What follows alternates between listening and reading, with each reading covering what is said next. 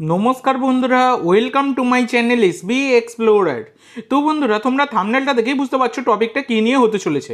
তো ইতিমধ্যে দাঁড়িয়ে তোমরা সকলেই জেনে গেছো যে মোহনবাগান তারা কিন্তু ব্যান খেয়েছে, মানে ট্রান্সফার ব্যান খেয়েছে। তো ব্যাপারটা কি তোমাদের সাথে শেয়ার করে দিই। তো ব্যাপারটা হচ্ছে, কিছুক্ষণ আগে মার্কাস তিনি টুইট করে জানিয়েছেন যে মোহনবাগান সুপার জায়ান্ট তারা কিন্তু একটা ন্যাশনাল ব্যান খেয়েছে ক্লাবের মানে প্লেয়ার রেজিস্ট্রেশন করানোর ক্ষেত্রে, নতুন প্লেয়ার রেজিস্ট্রেশন করানোর ক্ষেত্রে। তো এটা নিয়ে কার্যত শোরগোল পড়ে গেছে। তো অনেক জায়গা থেকেই বলা হচ্ছে কোনো টাকা পয়সার সমস্যা, হয়তো কোনো প্লেয়ারকে টাকা পয়সা দেয়নি এইরকম ব্যাপার। তো মোহনবাগান ম্যানেজমেন্ট এইরকম কখনোই করে না।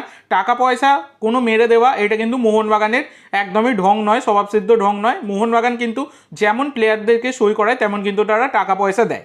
তো মার্কাস পরবর্তীকালে আবার এটাও ক্লিয়ার করে দিয়েছে, এই যে তারা ব্যানটা খেয়েছে এইটা সম্পূর্ণ কোনো ট্রেনিং কম্পেনসেশনের জন্য।